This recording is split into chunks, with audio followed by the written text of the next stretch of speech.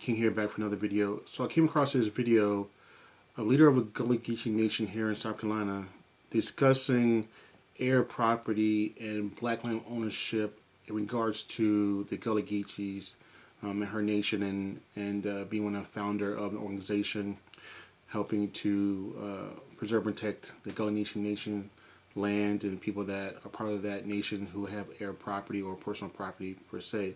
So I'm going to react to this video and let's get into it. Thanks for watching. And so today, on zooming in on sustainability, we are going to focus on black land ownership. And in particular, a phenomenon, a legal issue that we call heirs property. And so we're going to take you on a little journey, because a lot of people come to the Gullah-Geechee Nation from Jacksonville, North Carolina to Jacksonville, Florida, visit the Sea Islands. We literally live in the Atlantic Ocean, and they are shocked and amazed if they learn that this group of African people with indigenous ancestry that look like me own land, not own houses, own land, own acres of land, own this land outright, no mortgages, that we were the heirs to this property. But many don't hear about that term, heirs property, until there's a legal battle going on here.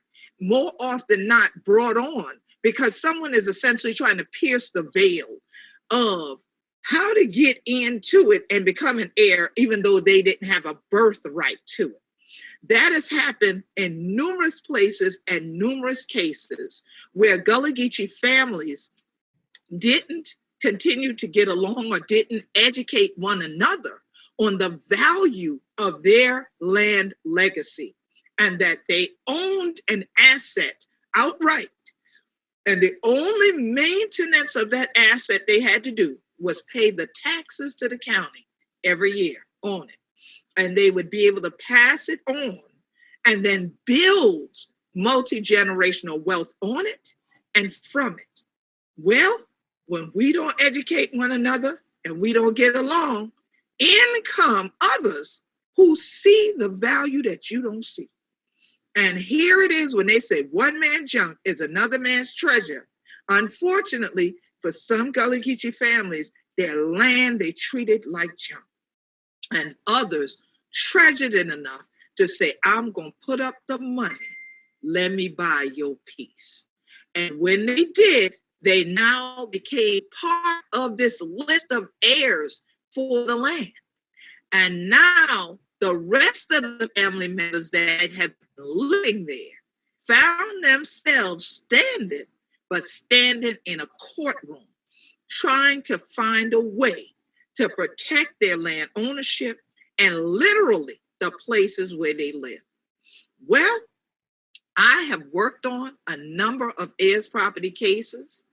I have been deposed in a number of land cases over decades now. As founder of the Gullah-Geechee Sea Island Coalition, one of the primary things we looked at was stopping the land from getting out of Gullah-Geechee hands. Many of you who watch Zooming In on Sustainability, you also are contributors to the Gullah-Geechee Land Legacy Fund. So you donated over the course of this year or last year to making sure we had this fund that helps us not only pay land taxes, but also helps us fight legal battles. Well, today I am so honored and so proud to bring on someone who I call brother-in-law, and that is meant in a literal sense. This brother, attorney Willie Heyward of the Heirs Property Law Firm, and I have fought and won legal cases, in particular, protecting sacred ground, sacred burial areas. And every day of his life, Brother Willie Heyward, who's here with us today, is in the midst of the courtrooms. He's in the midst of the vertical files. He's in the midst of the law libraries, looking up things and helping families to realize what they can do to hold on to their heirs' property. Now, I know some of y'all saying right now, Queen, that's why the other day, because my family got heirs' property. We know we have to do something because them children will sell. You do not need to sell. Let me tell you what happens when you sell. Okay. Y'all ever heard this statement? It's better to teach a man to fish than to just feed him a fish for the day. Well, when these people approach you with a check to say, let me buy your land, they trying to take your fish sandwich from you. They don't want you fishing consistently on your own, because eventually you'll realize you can not only feed yourself, you can store up some of that fish and somebody else can eat when that fish ain't even in that creek. You could start selling fish, which means you could make money, which means you can reinvest, and then you could do more stuff, and you could own boats, and you could own a fleet of boats, and you could teach other people to fish. And now you have an enterprise and an empire that would feed people for generations. So that's what happens. When you take that one check, it's a one-off, and you're the one who's going to be off, because you're going to be the one off the land, where there are a number of tools in the legal toolkit that people have used to extract our land from beneath our feet. But there are tools in that kit that can help us keep our land too, so that we can stay on it.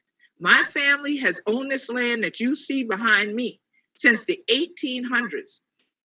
On both sides of my family, we still own the land that we inherited as heirs property initially, but then later divided up so the individual owners now have their own deeds, and they keep getting their own land tax bills. Now that's where we come in now. And my brother Willie, how honor to do today. So glad to see him again in the midst of all of this year, what is going on. How you doing? Right. How you doing, Quay? I'm doing well. I'm so glad to see you. I ain't know what to do. Oh man, smile. Long time no see, and I'm so glad to touch bases with you again. For truth, I could beat drum right now.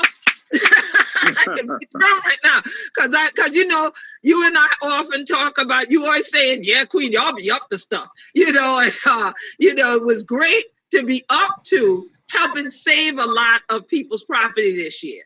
To amass money, to get out there ahead of the auction, get people land taxes paid, so that we could keep this property, whether it was individually owned or heirs property. Explain to people. I know on my family deeds, when I look back to those deeds that date back to 1862, on both sides of the family, it'll have my great-great-granddaddy, the great-great-grandmama, and have all their churn. It might have even a cousin name or two that they had in their house because they've been raised that cousin.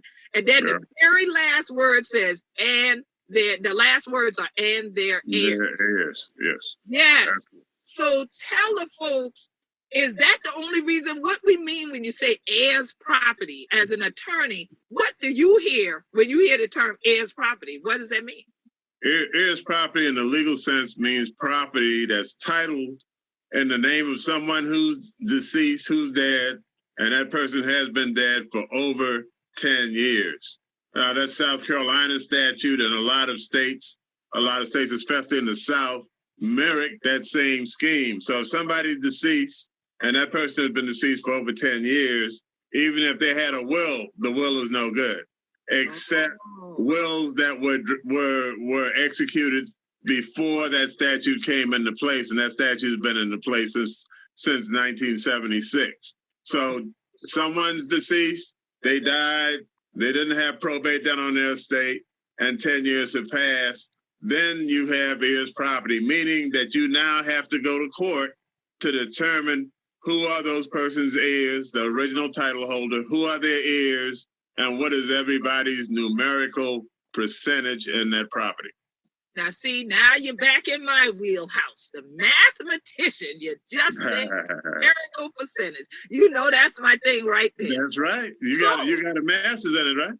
Yeah, yes, sir. So now, so let's give these folks a working example then.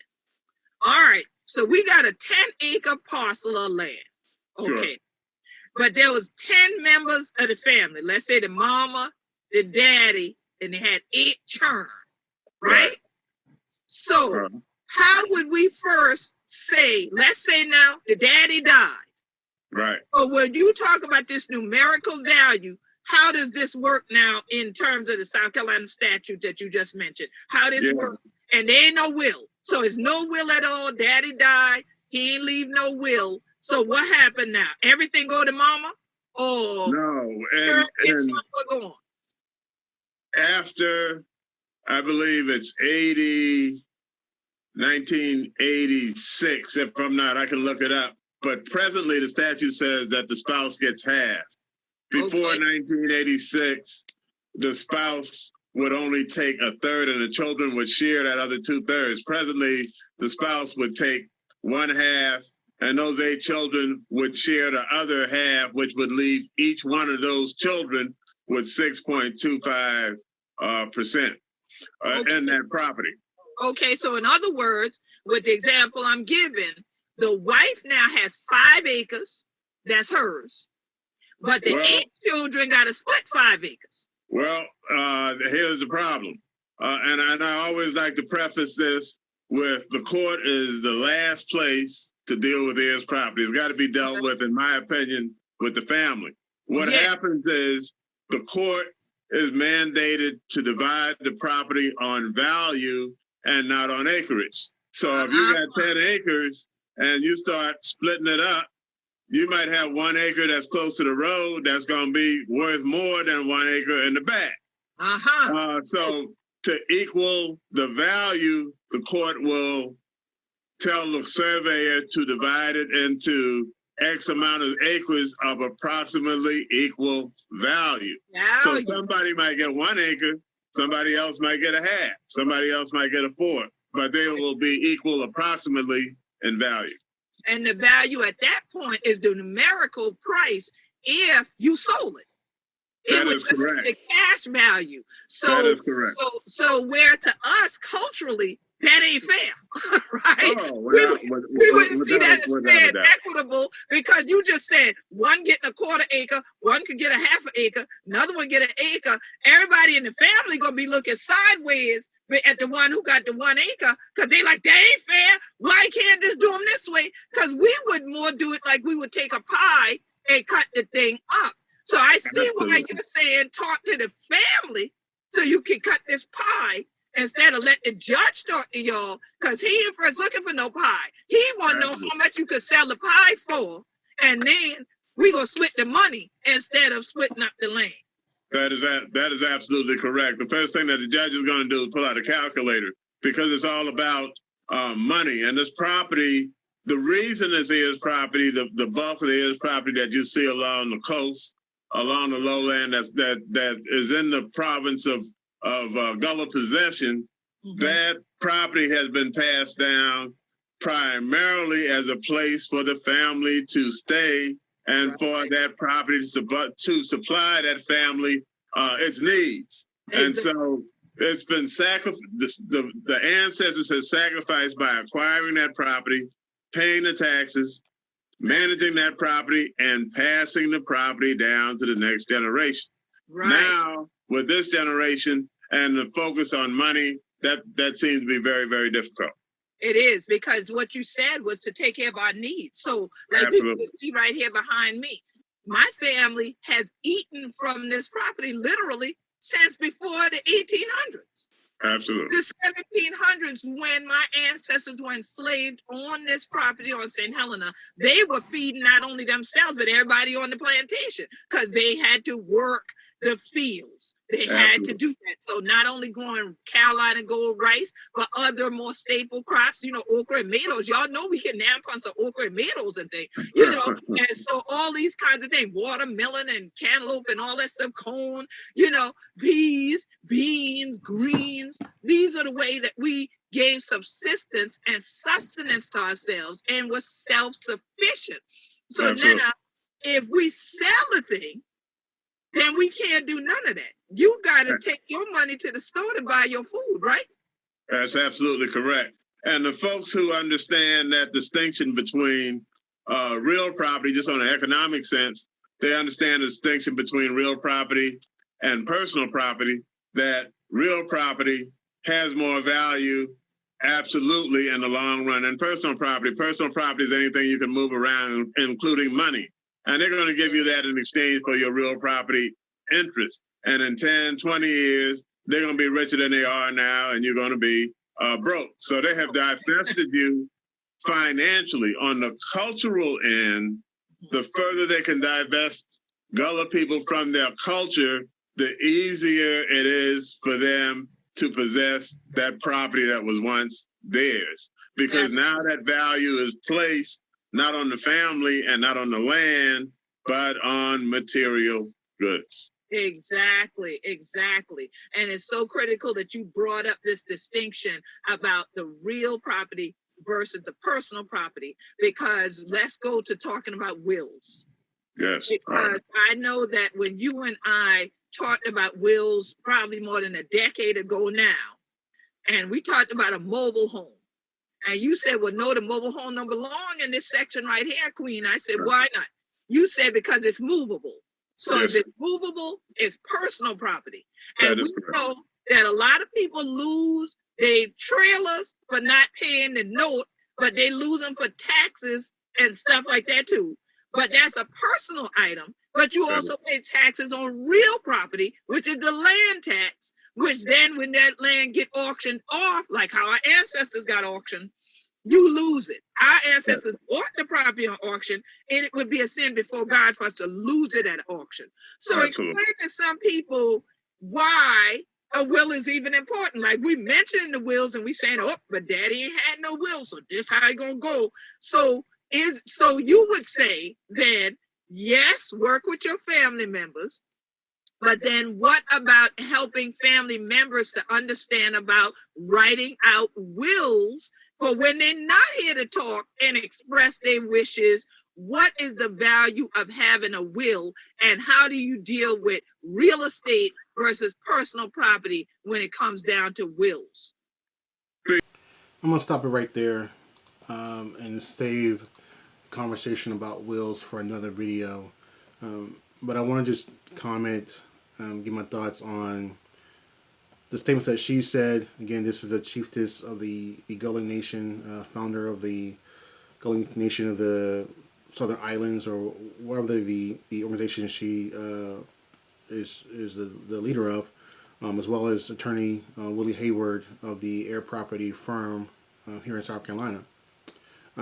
So, some of the key things that she said that really stuck out to me was about, as far as Heir's property, how the Gullah-Geechee Nation in particular, but, Black people as a whole here in the South, whether it be in the coastal states, coastal region, the low country, as they call it, here in the South, that, there's a risk of losing the land due to, one, not knowing, understanding the rules and laws, not being educated on the rules and laws and the best practices to preserve and protect property. Because he said it, Mr. Heyward said it, that the original men and women that bought this property, the ancestors, they sacrificed buying the property and leaving the land to their loved ones, their family, as a place to live, as well as to provide their needs, such as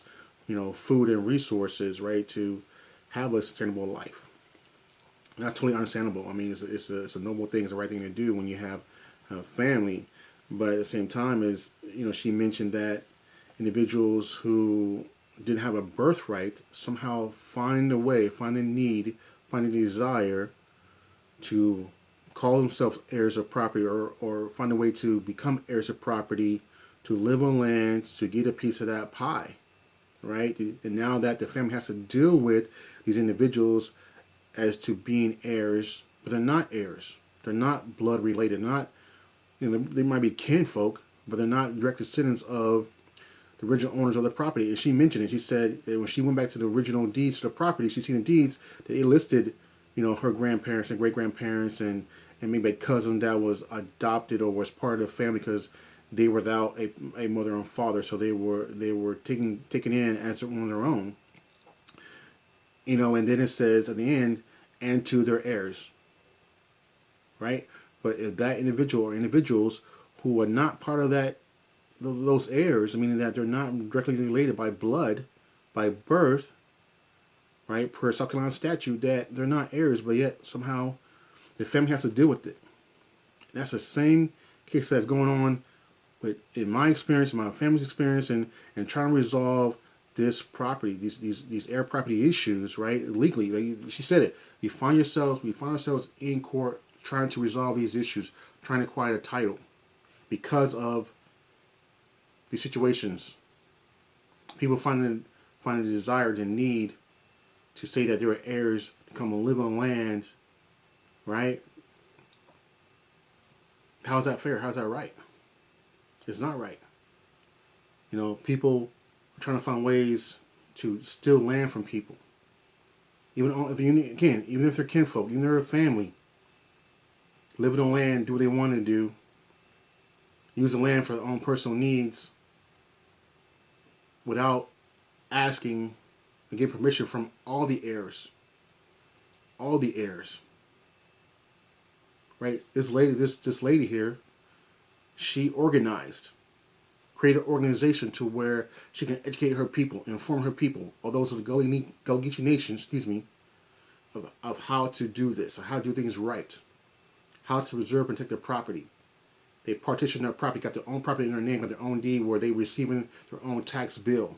But when you have heirs property, such as in my case, my family's case, a big tract of land, you got a large amount of people, more than the 10 that she used as an example, but you got hundreds of people, there's no way that the courts can divide up the land based on value when you got hundreds and hundreds of people involved in this. And no one particular person is receiving a tax bill, but it's going against for everybody. Ain't nobody paying. For all these years, the people have been living on property have been given a dime towards the property tax. Not the personal property, as you mentioned. He mentioned it. He said, right, there's a difference between real property and personal property. Personal property is anything that can be mobile, including funds, bank accounts. So cars, trucks, trailers, mobile homes, right?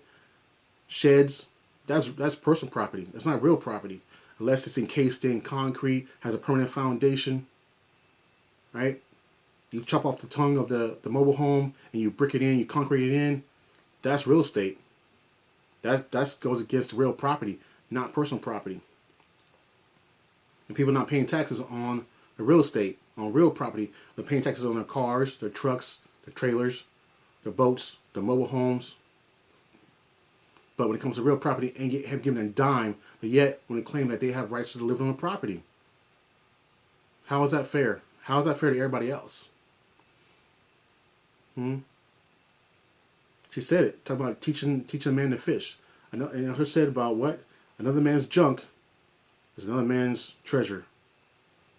And the people have found ways that, hey, these people over here are not taking care of their land. We see value in that land. We want to get it. We can take better care of that land than they can. Because all they're doing is putting up trailers on the property, are not farming it, are not managing the property correctly. So here it comes, outsiders, investors, real estate developers, lawyers, judges, the counties, right? Utility companies, fishing, game, wildlife enthusiasts, whoever, finding ways to get this property, trespassing on property. I mean, she's talking about it. She's, discussing the issues of heir property as well as black land ownership. With this, having a conversation with this attorney, Mr. Willie Heyward of the heir property firm here in South Carolina. It's all here in a nutshell.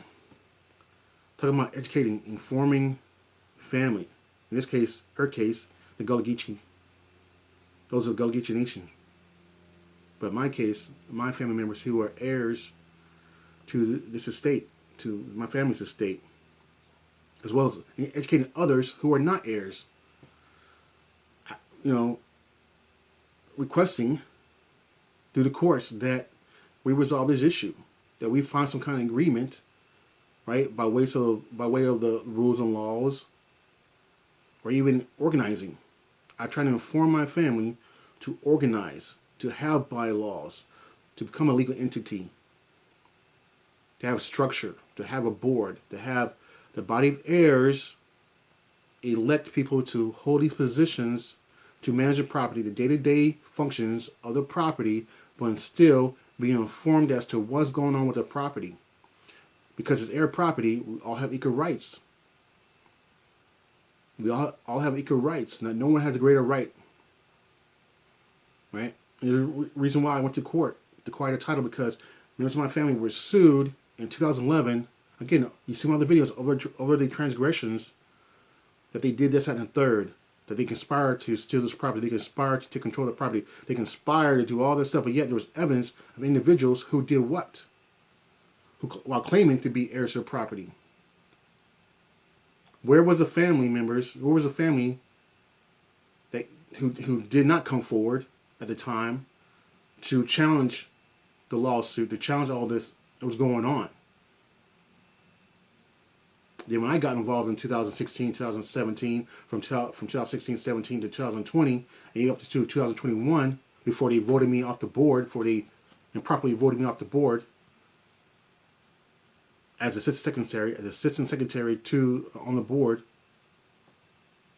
they were non-existent. Everybody saying this, everybody saying all the he said, she said. There was nobody coming forward to step up and do the right thing.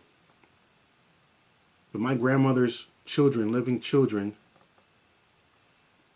on behalf of, again, my family on the Washington James side and Toby Cox side, my grandfather's side and my grandmother's side, fought to preserve and protect the property, try to get it under control, try to follow the laws. The lawyers told them, hey, here's what needs to happen. You got to acquire the title to the property, survey their property, right? You need to pay the taxes. You need to do this and the third to make sure everything was square. But nobody want to listen. So when they went to do it, they tried to steal the property. Then when I got involved, me and my family had no business doing this. You, Clifton, you try to steal the property. You're trying to sell the property.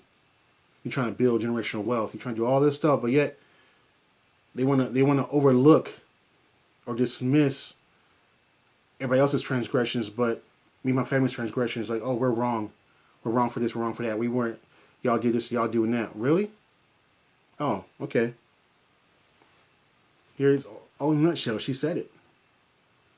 And Mr. Willie Heyward, in actuality, and it's probably for another video, he represented my family in that 2011 lawsuit. From 2011 to 2015, right? Actually, not from 2011, from 2012. 2012, 2015, because my family had a different lawyer at the time, but the lawyer resigned due to conflict between his clients, my family members, my family, because they were making threats and talking reckless and doing all kinds. It's crazy, but he represented him in 2012 to 2015. So I know of him. I don't know him per se. I know of him. So I think it's just important that people understand if you have personal property or you're part of heir property, whether here in South Carolina, North Carolina, Florida, Georgia, Alabama, Mississippi, wherever in the world, wherever in America, that you understand the risk of passing down the property, real property that is, not just personal property, but real property to your family members without a will. And if you are part of heir property, the risk associated with being part of heir property, what are the rules and laws that are used to protect the property, preserve property, as well as what are the rules and laws on the books for people, for outsiders to acquire land, to acquire the heir property, to seeking the interest in the property through predatory means. Legalized theft as have other professionals, those that are considered subject matter experts on the heir property, describe it as that using the laws to legalize theft and in stealing heirs property or gaining interest in their property. So, again, I make these videos to educate, to inform, to pass on knowledge through my experiences and through conversation. So definitely, share my video, give a like, leave a comment to get the word out there. So I thank you for tuning in. I thank you for watching the video, and I'll see you in another video. Take care. Peace.